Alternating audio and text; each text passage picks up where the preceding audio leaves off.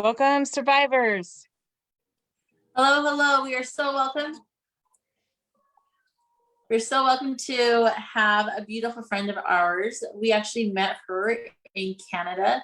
We are so pleasured to be able to work with her and share some of our greatest desires, but also just the passion for health and happiness, I guess is what it is. But Stephanie, she has shown up as this beautiful lady who just radiates joy and love to others who meet her. And sadly, she shared with us an experience that she had this year, 2021, of her beloved husband of 2.5 years, Kent, who she finally found after several marriages, a divorce that was messy and just not a very good marriage. As some of us know, you think you have found the man of your dreams, and then sometimes, or the woman of your dreams, and sometimes it turns out different than you ever imagined. Well, after she found this soulmate, she found joy almost in every day. So from the moment that she met to the time that he sadly had passed on, she said that there were just miracles everywhere. And so she has literally gone from love to loss. And I'm going to have her share her story today. Thank you for joining us, Stephanie. And we are so glad that you're here to share your story of your beloved husband, Kent. Thank you so much. I love you guys. You know that. Josh and Shannon have been good friends of mine for a long time. And I went through them with their trial, losing their child. And I think I left my tissues in the other room. That's not going to be a good thing.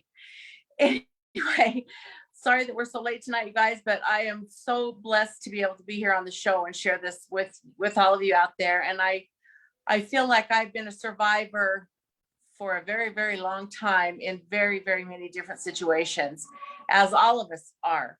We all have to just take what the world throws at us and try to make the best of that. And for both Ken and I, we both went through really, really difficult first marriages. They were both long. Mine was 30, his was 25 years. We went through a lot of very difficult situations. And then I chose to have a second marriage that was a rebound marriage, and that was not a pleasant experience. And so I stayed single for a long time, and Ken did too. And while he was waiting for me to grow up, so I always tell him, he was being a caregiver for his father, which was so tender to my heart when I found out that he was being his father's caregiver. He died at 102, his father did, on his birthday. And after he passed away is when Ken came into my clinic and found that he was going to get knee replacements and shoulder replacements, and he doesn't believe in any of that stuff. So he came into my hyperbaric clinic, and 2 months later we had him completely rehabbed. And after that we started dating, and it was just magic from day one. Best first date ever. And it was the best dates ever from that point on. And 3 months later we were married. And a year later, we were planning on being sealed in the temple, and we were waiting for my cancellation, and it came the day they closed the temples. And so for those of you that are of the Church of Jesus Christ of Latter-day Saints religions, you know what that means. And I bawled and bawled and bawled for months because we had waited so long to be able to be sealed. Anyway, May of the next year, we were finally able to be sealed. And it was an incredible, incredible experience. And there was just so many miracles that worked its way up to that point. And being survivors, he survived a lot.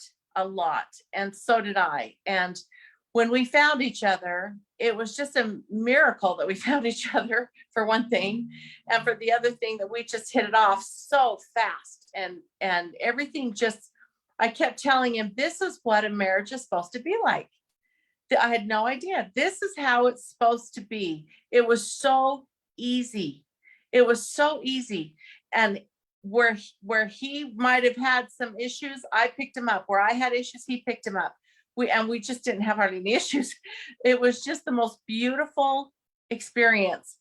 And then we were given some really amazing blessings to move my show. I do an international show. It's called the Vitality Health Show on the Voice America Network.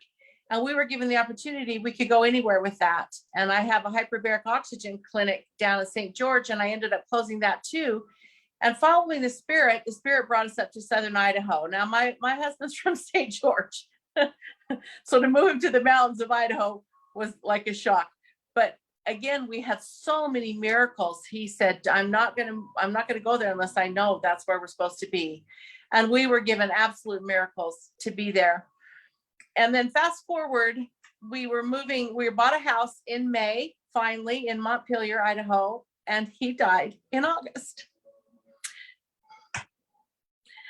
And through that, though, it was just some of the miracles that happened when we moved into our house. Within 4 weeks, we had the whole thing completely decorated, everything out of boxes, everything put away.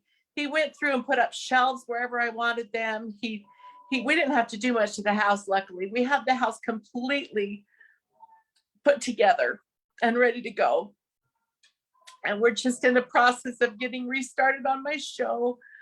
It had just finished the year mark just before he got sick. He died of COVID pneumonia, and it took him super fast. And we had only been married 2.5 years. And that wasn't near enough. But one of the other blessings that happened with us when we moved here, we'd been here a year, and we just kind of took it easy. We probably shouldn't have, but we did. And we spent every day together, every minute of every day together. And we just would take rides up the mountains or down by the lake, or we just sit, and every night at 7:00, it was Ken time. And I say that it was Ken time because anybody that knows me knows that I go 24/7 and I don't know how to stop. And once we got married, he's like, okay, 7:00 is Ken time. That means you need to shut your phone off, your computer off, and we need to have just Ken time. And that was whether that meant watching TV or reading scriptures or just sitting in front of the fire talking. That was my Ken time. And I was so grateful for the opportunity to learn that from him. That was such a beautiful, beautiful experience for me. And then when he became sick so fast. And I have a health clinic. This is what I do. I take care of people every day, and I know exactly what to do, and I knew exactly what to do for him. But when his oxygen got so low, another miracle happened when I took him to the hospital. Because as you know, there's no beds. So there was no beds to put him in. So they put us in what's called the triage room. And because it was in the triage room, I was able to go with him. A room never came up. A bed never came open. So I was able to be with him in the triage room for the whole 3 days that he was there. And I didn't leave his side. And I was able to, he was so weak, and he had just gone downhill so fast, and he didn't have any pre-existing conditions or anything. It just took him. And as we were sitting there, he would just turn to me and we would have these conversations. It was kind of interesting because I had lost my earbuds, and I put my earbuds in all the time so I can listen to things without bothering anybody around me. And I couldn't find them for a week before he got sick. I couldn't find him. And when we were sitting in the hospital, I didn't have my earbuds, so I didn't have anything to listen to. And we didn't turn the television on. So we just sat and held hands and talked, and I put oils on him and rubbed his feet and just tried to do everything I could to make him comfortable as we were going through this horrific decision. And the doctor told him because his oxygen was so low that his heart would not work. If they took him off the oxygen, he would die. And they told him they were going to do all these things to him. And he finally looked at the doctor and he said, where in any of that would I do that? No way. You're not doing it to me. She goes, you will die. And he said to the doctor, if I'm going to die, then the Lord will take me. If he wants me to stay, he'll help me. Simple as that. And he knew he was going to go. And we had talked a bunch of different times about everything in our marriage that we had done in the last 2.5 years. And as we knew he wasn't going to come home, we on Sunday night, before he died, I said, honey, you need to make some phone calls. You need to make, while you're still coherent and you're still alive, you need to make some phone calls. So he was able to call all of his siblings, his best friends, and to have that moment. He said, I'll call him in the morning. I'm like, honey, there's not going to be an in the morning. You have to do this now. And he was still strong enough that he could do it. And that was such a tender mercy, not only for us, but for those that he called. And then that morning we were waiting for hospice to come because we're going to bring him home to die. I never thought I'd have to be dealing with that. But hospice didn't come and didn't come and didn't come. And he was getting really agitated. So they gave him a muscle relaxant and he was so mad. He's like, don't put that in me. And I'm like, honey, in a few more hours, it's not going to matter. And I know he didn't want it, but I needed him to be calm through this whole process for me and for him. And about 11:30 that morning, he sat up and he took his oxygen off and he took everything off. And I'm like, put it back on, put it back on. You're going to die. You know, I'm not ready. You can't go yet. You know, hospice isn't here to help me with this. And he sat up in bed and he used his strongest Sunday school voice because he teaches Sunday school. He had taught the day he got sick. He taught. And then he got sick that night. So it'd only been 2 weeks. And he sat up and he says, Steph, when I pass over tonight, I'm going to be really, really busy on the other side of the veil. And I'm going to be doing things that I can only do on that side of the veil. And he said, there's going to be things that you have to do on this side of the veil. And I need you to do them. And he goes, and I really, really need you to listen because I'm going to be giving you some instructions of what to do. Can you listen? And this was in his sweet, kind voice. He never could say anything mean or negative at all. And he's just in this sweet voice. Can you listen? And another tender mercy, I started laughing and I said, what do you mean? Are you saying I don't listen? And he started laughing. And that was, again, a huge tender mercy because we had laughed every day since we met each other. And he hadn't laughed for over a week. And he sat there and laughed. And he says, well, sometimes, Steph, you get distracted. And he goes, sometimes you don't listen. And I'm like, okay, it's true. Anyway, he said, can you listen? And I'm like, yes, sweetheart, I can listen. He goes, okay, I love you. And then he laid back and he was gone in 5 hours. And fast forward to when he passed away, there was just some really, really amazing tender mercies. And I could go on and on and on for hours about them. You'll have to wait for the book to come out because there are so many, so many. But when I got home, and it was right after the funeral, so it was 5 days later, and I was just sitting on my bed having a complete breakdown. And everybody had left. And, you know, those moments after everybody leaves when everything's just quiet. And I was just praying and asking Ken to tell me, I said, just at least find my earbuds. Where are my earbuds? Because he had tried to help me find my earbuds before he got sick. I said, just where are my earbuds? I just need to know where they are. You can find them. Tell me where they are. And so as I went to sleep that night, I heard his voice in my ear say, check the couch. So I wrote a note down for myself to check the cushions of the couch because I was too tired to get up. And the next morning when I got out of bed, I went right to the kitchen, to the couch and took the cushion off, and my earbuds were sitting right there. And I think that was a test for me to see if I would actually listen. And then one other thing I wanted to share with you, about 2 weeks after he passed away, I was just a disaster and running around like crazy. And I could feel him bouncing off the walls. I could feel his spirit just kind of going crazy. And that was not him. He was the calmest person. And I could feel him just bouncing off the walls. And I'm like, okay, what are you trying to tell me? What do you need me to do? And I sat down on the bed and I felt his hand touch my hand. And I'm like, I look at the clock and it was 7 o'clock. It was Ken time. And it's like, that's why I will calm down and take a breath. And I did. And I felt his spirit leave. But again, that was such a miracle for me and a testimony to me that I just need Ken time. Just calm down.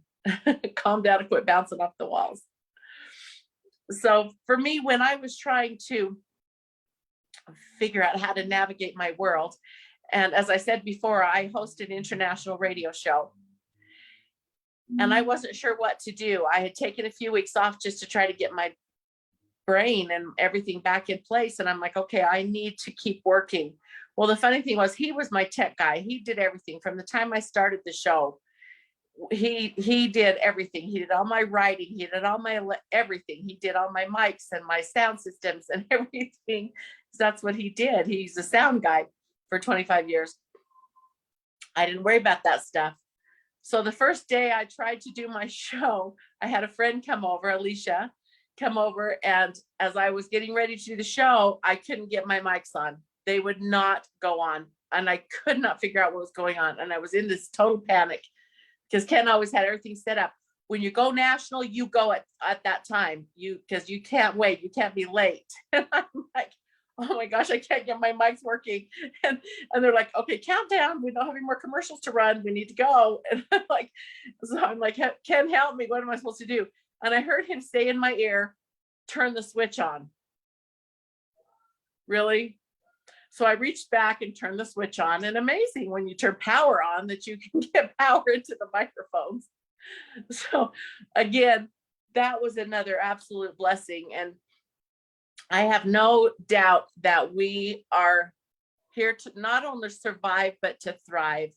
And we have to take the really, really difficult times in our lives, and we have to find the miracles in them.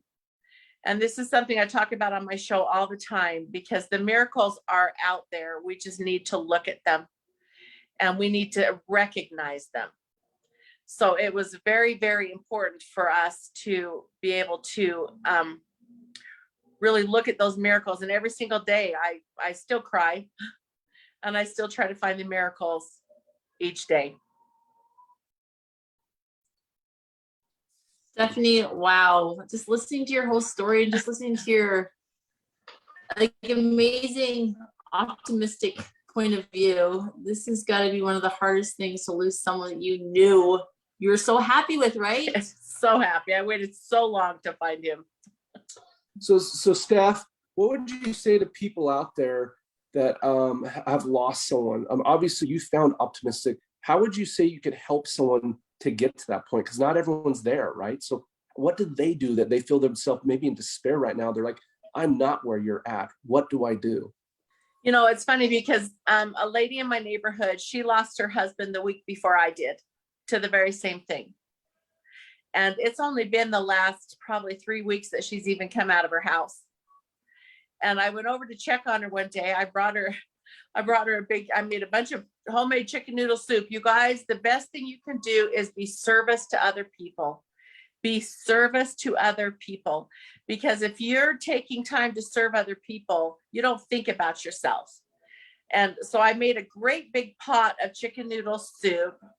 Okay, I'm getting messages that they can't see anything. Of chicken noodle soup, and delivered it to all the people that I knew had been sick or weren't feeling well or were struggling. And it just helped me so much to be able to take some time and go talk to these people and hear their story. It's like, okay, mine's horrific, but yours is just as bad, if not worse. And I'm listening to you. I'm hearing you.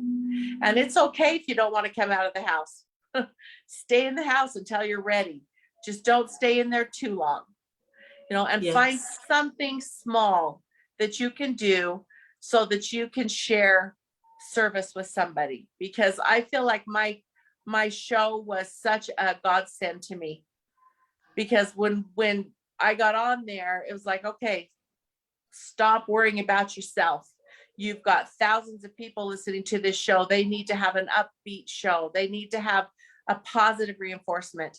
They need to make, it's fine to tell your story, but what miracles came out of that they can derive that from, and just step back and say, oh, that was a miracle. Okay, I see that as a miracle. So that was That's what I was going to say about you. I was going to say something about you. I remember your husband had just barely died, and you reached out to me to talk on your show, and I was like, how are you doing this? It just barely happened. Like, how could you do that? But then I realized she is serving others, and that's maybe why she's able to see more miracles, because she's like, everyone's hurting. I want to reach out to people, and I want to give of myself so I can feel a little bit of healing in my own life, because service does heal, doesn't it? Yeah. Absolutely. And everybody's hurting right now. Oh, I don't know anybody that isn't, for one thing or the other. It's just, it's such a crazy world right now. It really is. And, if we can just, for really, truly for me, and you guys have been a huge influence in me right after Layla passed away, and I was following everything you were doing, and had texted you a few times, and to see what you were doing to change that. I mean, it's hard. You have to, and the thing, you have to let yourself go through the grief. And I'm at the stage now of kind of anger. That's normal. And I don't know how I made it, but I was driving down Logan Canyon in Utah, and it's a really crazy, steep, long thing. And I cried the whole way. I couldn't even see the road. I'm like, angels, take over, because I'm going to go off the road. And I was crying so mad, and I was yelling at Ken, and I was screaming at him, like, why did you leave? Why did this happen? Why? And then I finally got to the bottom, and it's like, okay, why. He's needed on the other side. No matter what would have happened. And we talked about this. If it wasn't that, it would have been something else. He knew it was his time to go. And when I was in the hospital, and the doctor looked at me and she goes, Stephanie, you did everything right. And I'm like, yes, I did. I did everything right. I know what to do. This is what I've been doing for 10 years. And I did do everything right. And that was huge for me, because it's like, this is totally not in my hands. right. Well, it's an eternal perspective you're having. It's an eternal perspective you're having too. I think so many people out there that are listening, they may not have a Christian base or believe in a God, but I'm telling you right now, like, she's the same way as us, but she believes in the higher power, God, and he's the one that gives us the comfort and the peace, And I think without him, it would be a totally lost world, right? But when we can see that God has his hand in this, even though it's awful, it's the worst thing you can ever think about, it is still something that we have hope, and we know that there will be better once our time's done here, Yeah. So. A lot of times I always tell people, you have to crawl to the light. And what I mean by that is, sometimes when you're in a dark place, you just have a glimpse of something, right? Whether it's a friend or a person or an example. And we call that like a sliver of hope. And I tell, as long as you're crawling, one day you're going to crawl, and you're going to realize that you're going to get to that place where you see a little bit more and a little bit more. And hopefully you get to the peak where you hit the sunrise and realize, do you know what? I can see why this happened. Now, that may take years. That might be in another life. But the point is that as you serve people, you're doing something to move forward in a way, and not using it to destroy it or to be destructive. I've met a lot of people through this situation, and I found out there's usually two things you go, because usually people never ever say the same. You use it to inspire you to be better, or you use it for your downfall, and you go through this remorse and guilt, and you're just like, you take yourself down a negative path. And so I loved what you said, to serve, because that has been our message forever, is the only way to get through these trials, it's so ironic, is that you have to give up yourself to someone else to get better. And it's like, I've got to give myself, I've already given myself. And I know it sounds oxymoron, but that's the reality. As you serve others, you actually are helping yourself to survive, to realize, and I'm going to be okay somehow, So, and Josh, on that note, just real quick, because a lot of people don't know even how to serve, just a simple thing, a smile at somebody, or just a phone call, or if you see somebody out raking their leaves, go help them do that, or somebody carrying their groceries out to their car. Right. It doesn't have to be a big major thing. It can be something super simple, and you'll feel the spirit. The spirit will tell you that was well done. Good job. And now there's the a lot next of time people, will be easier. There's a lot of people that go crosswalks. I see gentlemen, organizations, get involved in community outreaches. I mean, little organizations, but like she said, the little ones, helping someone with their groceries. How many people smile at your garbage man or say thank you to the garbage man? Really. But to them, that may be a big deal, because they're like, in my 5 years, no one's ever said thank you. So yes, service is small, but I always tell people, when you start small, it expands, because you realize you can do more and more. So I love that. So with that note, what would your final message be to anyone? So with service, so what can they do beyond service to start today? If they're in this, what do they have to do? They have to call someone, a phone number, friend. Like if you had a friend said, what do I do right this moment, Stephanie, from this deep spot I'm in of negativity? What do I do from here? What would you say to them? You know, I'm going to give my email. I would love to hear from you, and you can send that to contact@myvitalityhealthsolutions.com. contact@myvitalityhealthsolutions.com. And really, don't beat yourself up. One thing you can do is write it down, write everything down. I keep 3 notebooks by my bed, and those are for my spiritual thoughts, I want to scream at somebody thoughts, and for any dreams that I'm having that I need to write down. Write them down, and then get up, you know, and it's okay if it's only for 5 minutes. Get up, get a shower, wash your hair, you know, put on makeup if you want to. If you don't want to, don't. It's okay, because you're beautiful no matter what. But you've got to remember to go forward, and it's not all about you. And the thing I realized is every single horrific thing that I've been through and that my husband's been through in our lives have brought us exactly where we're supposed to be now. Wow. So you just have to get through them, and you have to love people, love them through the crazy, because it's all crazy out there right now, and love yourself. Love yourself. This stuff that happens to us is there to help us learn. It's not there to destroy us. It's to help us learn. Well So said. learn Love and that, give of Steph. yourself. We love Well you, said. Stephanie. You're awesome. Amazing Well woman said. right here. And you guys, she has so much more information, so many other stories. Can you share with everyone where to find your stories? So tell them a little bit about that, like 1-minute version of what your Vitality show is about, and where they can find you and watch more shows. Vitality Health Show goes live on Thursday mornings. So that will be Thanksgiving morning. But it's live at 11 o'clock in the morning. That's AM Mountain Time. And it is international. So you can get on there. If you're not live at 11 o'clock, then you can go anytime later. You can go on demand to listen to any of the 60, I think, 3 shows we've done now. And it is on the Voice America Network. So all you have to do is type in voiceamerica.com. Then you'll go to the Health and Wellness channel, and you'll search Vitality Health Show. And it is the Vitality Health Show. And we talk about hope, healing, and miracles. And it's healing through hope, and it's everything: emotional, physical, spiritual, mental, whatever it is. And we have different people on from all over the world talking about their miracles in their healing with their hope.